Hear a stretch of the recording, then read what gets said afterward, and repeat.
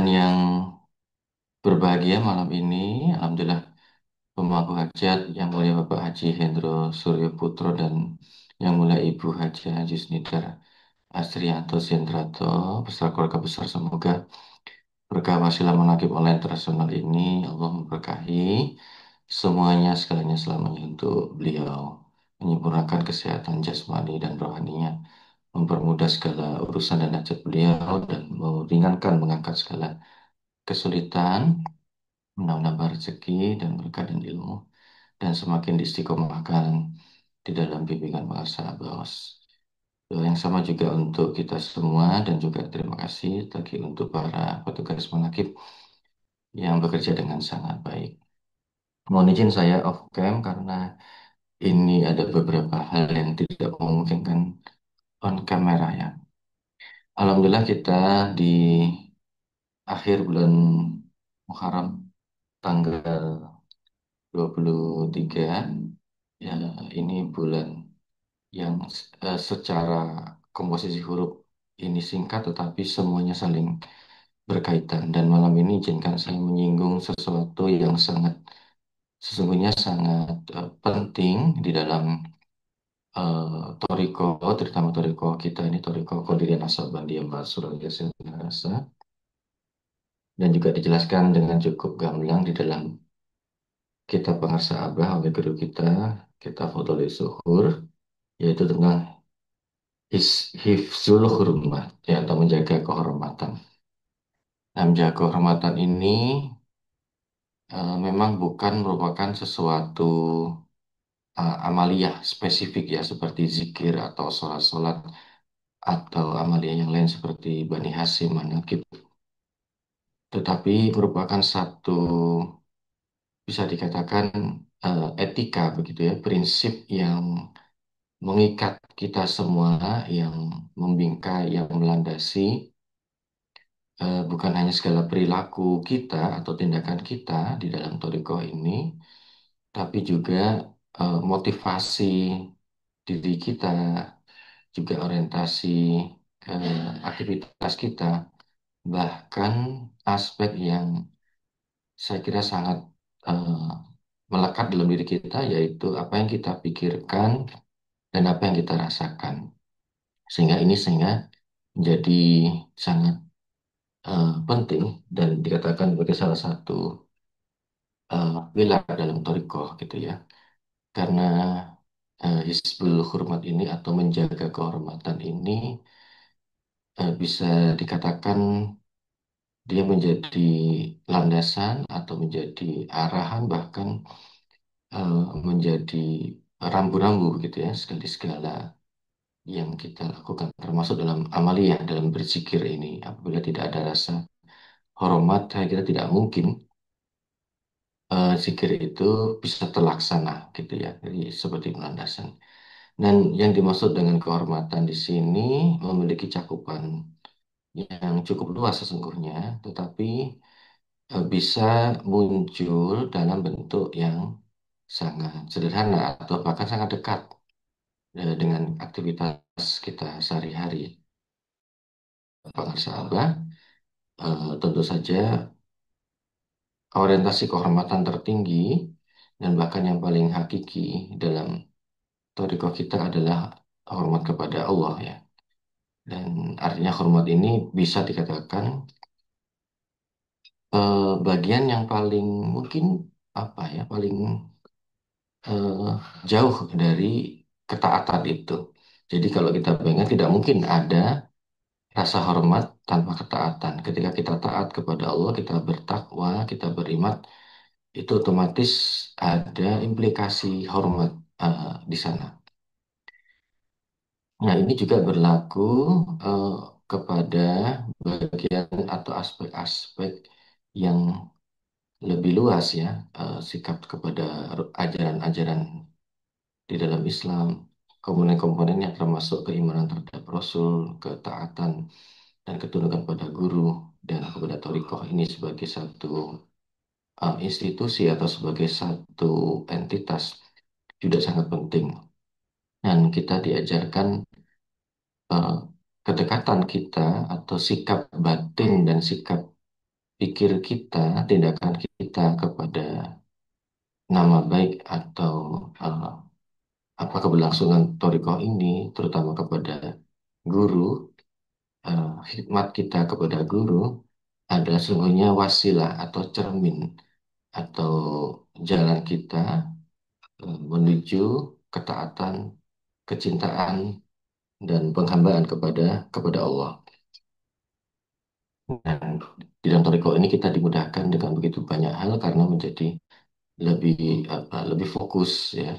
Dan bukannya lebih fokus, tapi juga segala sesuatunya itu dilipat gandakan, diintensifikasi.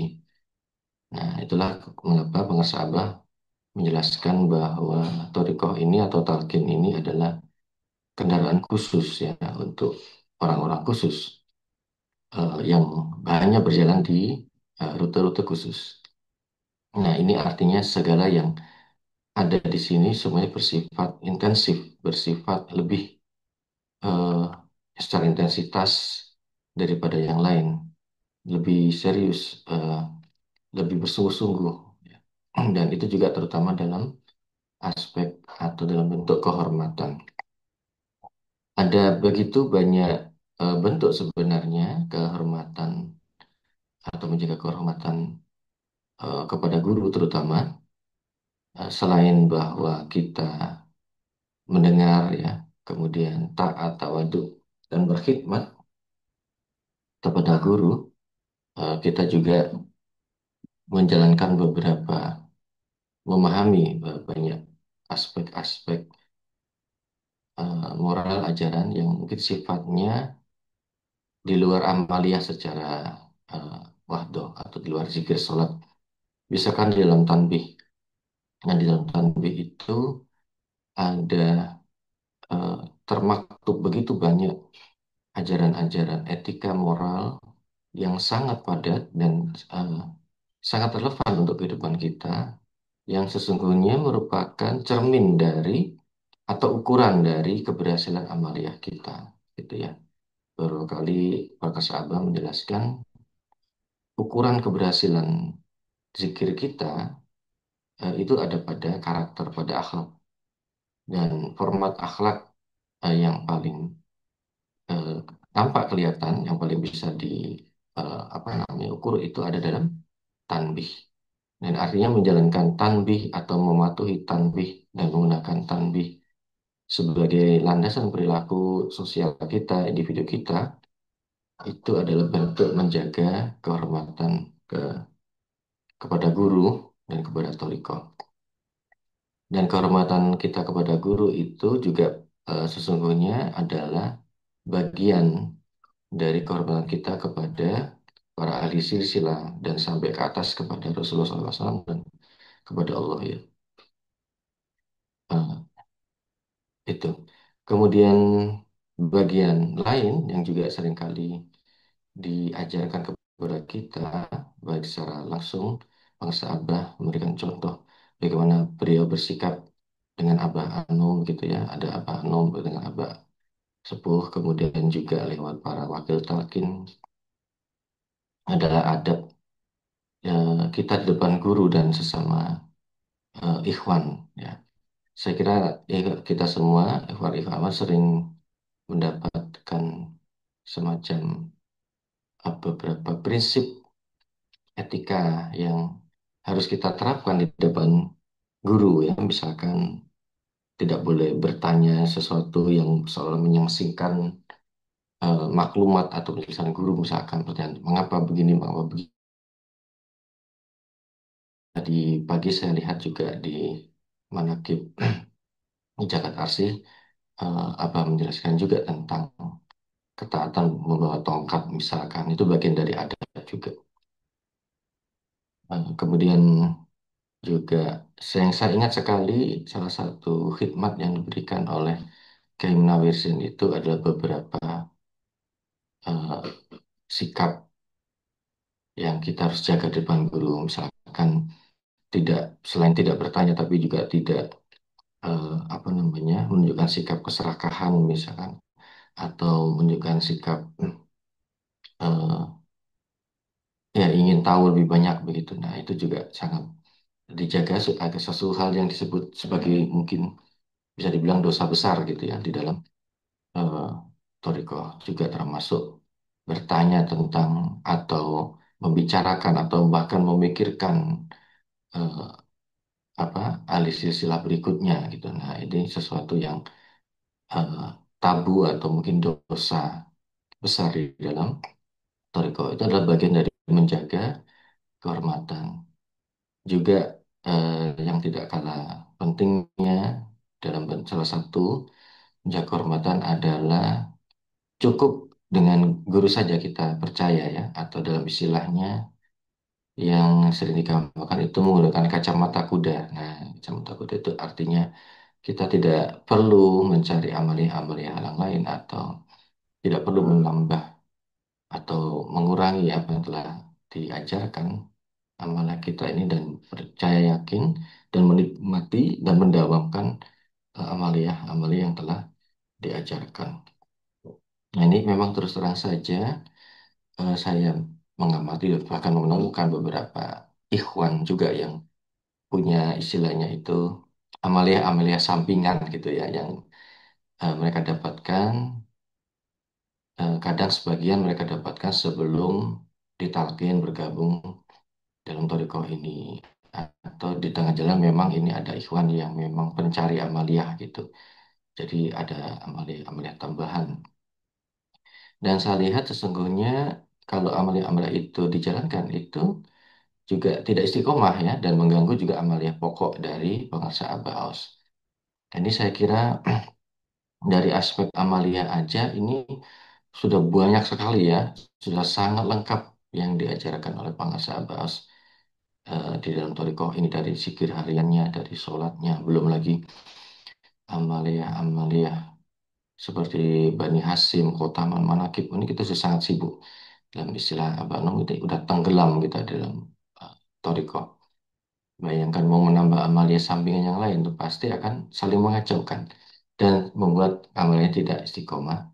Dan juga itu menunjukkan seolah-olah kita merasa tidak cukup dengan apa yang telah diajarkan atau diberikan kepada guru. Nah, amalia itu juga bisa dikatakan sebagai bentuk kurang rasa hormat kepada guru itu ya.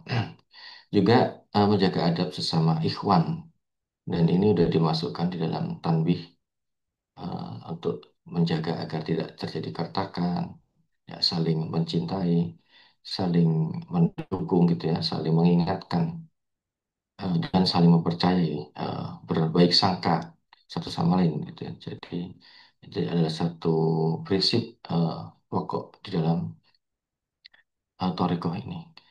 Dan sesungguhnya kalau kita laksanakan ke apa namanya pentingnya menjaga kehormatan itu ini adalah bentuk larinya itu atau arahnya sesungguhnya kepada kita sendiri.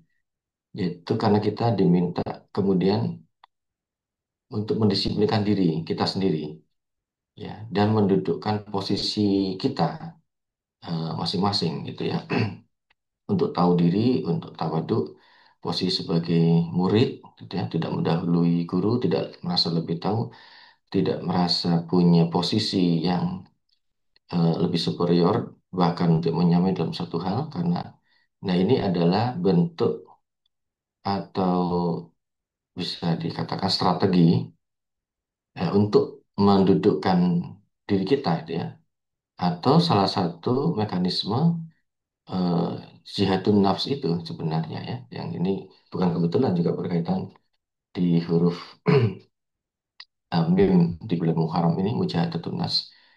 Nah, karena mengungkapkan atau mengaktualisasi rasa hormat itu mau tidak mau kita harus bernego atau kita mengatasi diri kita sendiri dengan memperlakukan sesuatu yang sesungguhnya penting atau terhormat itu sebagai sesuatu yang sangat terhormat dan mungkin lebih penting dari kedudukan kita. Nah, itu artinya kita diajarin untuk tahu diri, kita diajarkan untuk mawas diri. kita diajarkan untuk evaluasi, ya, atau murokobah dan yang lain-lain. Ya. Misalkan adab depan guru itu artinya bagaimana kita mengendalikan diri agar adab itu terjaga. Kemudian adab sesama ikhwan, kemudian menjalankan tanbih. Semuanya kemudian berpulang kembali kepada bagaimana kita berusaha untuk mendisiplinkan diri kita ya, perasaan kita dan sikap kita. Sesungguhnya itu dengan mendudukkan sesuatu yang terhormat, yang tinggi, yang mulia itu sebagai sesuatu yang lebih penting mengatasi kita. Di dalam kitab Fadholi Zuhur, eh, Pangarsa Abah menukilkan kisah kejatuhan, bukan kejatuhan Adam, ya, itu kejatuhan iblis dari surga. Ya, ini adalah salah satu bentuk apa ketidakdisiplinan diri atau tidak menjaga hormat. Dalam kisah di dalam dua surat yang muncul surat ini, surat Al-Baqarah mulai ayat 32 dan seterusnya sampai 34 dan surat Al-A'raf. Dan kisah ini berulang-ulang kita dengar betapa ketika iblis itu diminta oleh Allah untuk bersujud, ya, bukan menyembah, tapi bersujud di depan Adam. Nah, iblis menolak, ya.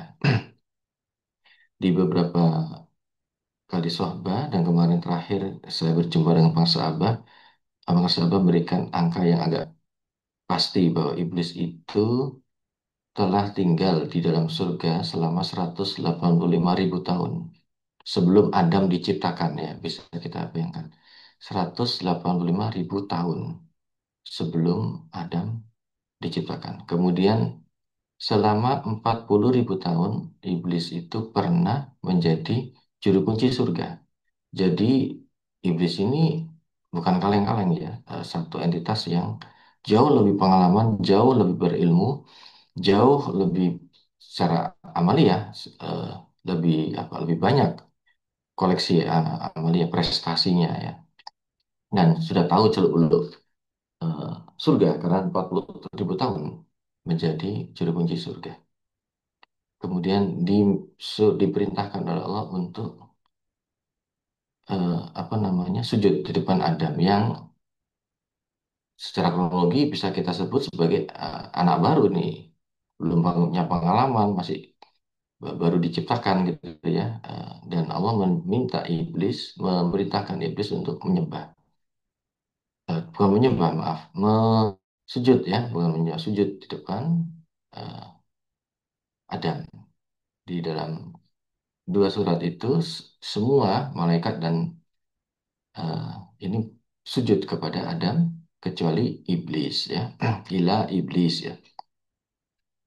Di surat Al-A'raf, iblis menjelaskan kenapa, ketika tanya kenapa iblis menolak perintah Allah, iblis menjelaskan bahwa dia lebih baik, dia merasa lebih baik daripada Adam, ya. Ana khairu minhum. Ya, tiga kata ini aja yang membuat Allah murka. Ana khairu minhum. Karena kemudian jelaskan iblis diciptakan dari api dan Adam diciptakan dari tanah. Nah, ini kisah yang sangat sederhana tetapi sangat kompleks maknanya. Salah satunya kalau kita kaitkan dengan menjaga kehormatan. Ya, jadi kita lihat kalau memang iblis itu menjaga kehormatan posisi Allah sebagai entitas zat yang dia sembah, ya, dia taat. Nah, sesungguhnya dia tidak punya otoritas atau tidak punya posisi untuk menilai siapa lebih baik. Nah, tapi dalam kisah ini iblis melampaui apa namanya, posisi itu, ya, artinya dia tidak disiplin, dia tidak tahu diri dengan mengklaim, dengan arogan mengklaim bahwa dia lebih baik. Itu artinya seolah-olah iblis menganulir perintah Allah, menganulir penilaian Allah bahwa Allah menganggap bahwa Adam lebih baik daripada iblis dengan memerintahkan iblis untuk bersujud depan Adam. Nah, dengan statement itu bukan hanya uh, iblis menentang atau tapi juga merasa punya opini lebih baik daripada Allah dan punya otoritas untuk menyatakannya itu. Nah, ini Dan naturalisasi ini berisi arogansi gitu ya. Ana khairun minhu, aku lebih baik dari dia. Di beberapa penjelasan Sufi, mungkin Bapak Ibu pernah mendengar bahwa iblis menolak perintah Allah ini karena bagi dia tidak ada yang punya posisi paling layak untuk disembah atau disujudkan kecuali Allah. Sehingga iblis menolak untuk menyembah atau maaf bukan menyembah, bersujud depan Adam ya. Tapi saya kira tafsir ini sulit dipertahankan ya karena di Al-Quran sendiri posisinya sangat jelas bahwa iblis memberikan keterangan ana khairum minhum begitu ya. Jadi dia menolak bukan karena dia merasa Allah saja yang layak disembah atau disujudkan, tapi dia merasa lebih baik daripada eh, Adam. Nah, ini menunjukkan sesungguhnya ibadah iblis selama sekian ratus ribu tahun, di 125 ribu tahun itu bisa dibilang gagal dengan ujian yang tidak mudah ini ya. Eh, itu artinya selama ini ibadah iblis ya, posisi dia di surga itu tidak berorientasi kepada Allah, tapi kepada dirinya sendiri. Jadi ketika Allah mengujinya, eh, mau nggak ini ke egonya itu diuji ya, mau nggak dia bersujud depan newcomer ini makhluk baru yang belum ngapa-ngapain dia, ibadah aja belum punya catatan gitu, Adam baru diciptakan, kemudian dia disuruh menyembah. Nah, ini yang kemudian eh, iblis gagal karena itu tadi karena orientasi ibadah dia yang tidak lillahi ilahi anta maksudi. Nah, ini adalah contoh sesungguhnya betapa menjaga kehormatan Allah ya itu berkaitan sangat erat dengan bagaimana kita mendisiplinkan diri kita, mendudukkan ego kita, mengatasi nafsu kita, seperti contoh iblis tadi. Jadi artinya keduanya ini saling berkaitan ya. Ketika kita mendudukkan diri kita itu sebagai sesuatu yang tidak melebihi atau pada tempatnya dalam thoriqoh ini depan guru apalagi, maka kita akan dengan mudah eh, dengan semangat, dengan cinta, dengan bahagia menjaga kehormatan, melaksanakan dan taat kepada guru dan menjaga nama baik serta kehormatan thoriqoh.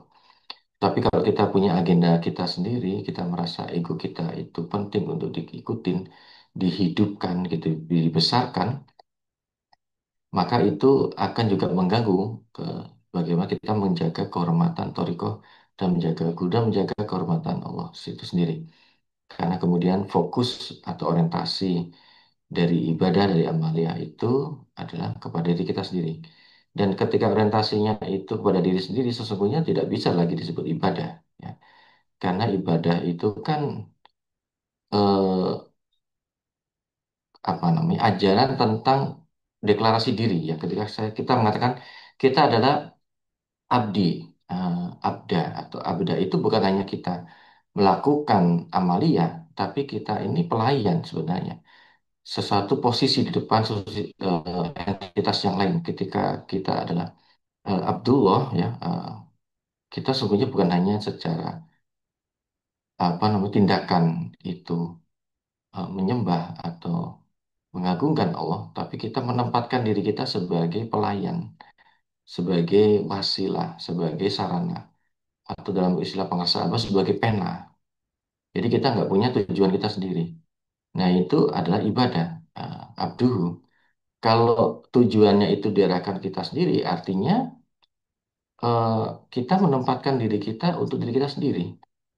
Itu sudah menggagalkan posisi eh, abduhu ya atau abadah itu sendiri. Jadi satu amal itu belum tentu bentuk ibadah. Karena ibadah itu mendudukkan kita sebagai pelayan Allah ya. Dalam hal ini ya pelayan Toriko.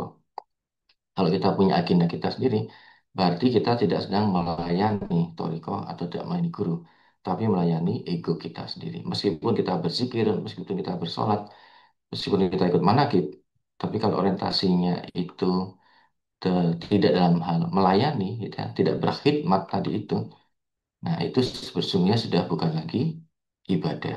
Nah, sehingga penting eh, bentuk zikir dan orientasi itu di sini. Nah, hanya dengan orientasi ibadah inilah, maka kehormatan atau motivasi atau apa niatan ya untuk menjaga kehormatan itu akan bisa terlaksana. Dan pada saat yang sama juga ajaran untuk menjaga kehormatan ini bisa membantu kita untuk mendidik kita untuk selalu mendisiplinkan diri, untuk tahu diri, mengevaluasi diri posisi kita itu di mana gitu ya. Jadi ini yang sangat penting karena di dalam Toriko ini fokus semuanya itu adalah bagaimana ego kita, diri kita, keakuan kita ini diatasi, dijadikan, dibentuk, dididik gitu ya.